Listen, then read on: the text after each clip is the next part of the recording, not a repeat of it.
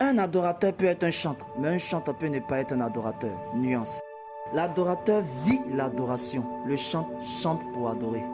L'adorateur est distingué par sa consécration. Le chante par son service sacerdotal. L'adorateur ne trie pas de lieu pour adorer. Il sent un peu l'esprit, il adore. Il entend une musique chrétienne, il adore. Il dort, il adore. Il est sous la douche, il adore. Au travail, il adore. On l'insulte, il adore. On vient lui encaisser le loyer, il adore. C'est quoi son esprit est. Le chante, quant à lui, il attend le service pour prendre le micro et chanter les cantiques d'adoration. Ça chauffe pas quoi. Le chantre manifeste l'onction par principe sacerdotal. Même avec ça, il est obligé de forcer pour que l'onction soit déployée.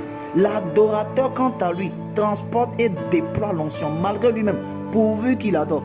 Parfois, cette confusion qu'on remarque dans l'église, souvent lorsqu'un adorateur déployant l'onction par ses prières, se faisant voler la dédette par le groupe de louanges qui pense être responsable de cette onction. Josie, tu as chanté jusqu'à le pasteur même est tombé sous onction. Ouais, tu as déjà. Josie, c'est pas toi. Faut avoir honte un peu. C'est le frère en Christ qui est assis au fond là-bas.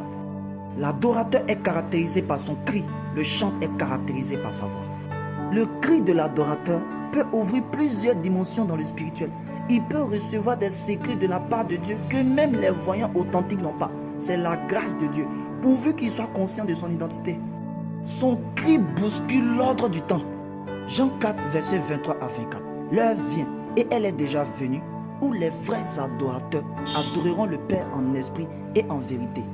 Il y a les 7 heures qui doivent arriver dans le futur, mais qui hésitent déjà dans le passé. C'est comme si nous sommes à 15 heures de l'après-midi et on dit à 16 heures quelque chose arrive. En même temps, on te dit il est déjà 16 heures. Tu regardes sur ta montre, il est toujours 15 heures. Ouais, Jesus is Lord. C'est le cri de l'adorateur qui fait ça. Et ce secret prophétique, Dieu l'a mis entre ses mains. L'adorateur aussi peut être une porte spirituelle où Dieu et ses anges utilisent pour transiter d'une dimension à une autre. Ce n'est pas les films d'Avengers, c'est la grâce de l'adorateur. C'est pourquoi les adorateurs sont beaucoup combattus par le diable, parce qu'ils dégagent une atmosphère qui le dérange grandement. Tu peux t'en prendre à un chrétien, Dieu ne va rien dire. Tu peux même toucher un pasteur ou prophète, Dieu peut ne rien dire. Mais si tu touches à un adorateur, si Saül vivait, il allait te dire un peu.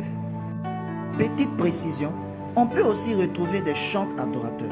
Ces derniers ont la voix qui déploie instantanément les anges d'une certaine catégorie dans un lieu donné. Ça dépend de la dimension du chantre adorateur. Il y a aussi des pasteurs adorateurs, apôtres adorateurs. Ça fonctionne un peu comme le prophétique quoi. Où on trouve parfois des pasteurs qui ont le prophétique. Maintenant, un prophète qui n'est pas à 80% adorateur n'est pas un prophète. J'ai du super grain. Adorateur ou chantre, tu te classes dans quelle catégorie?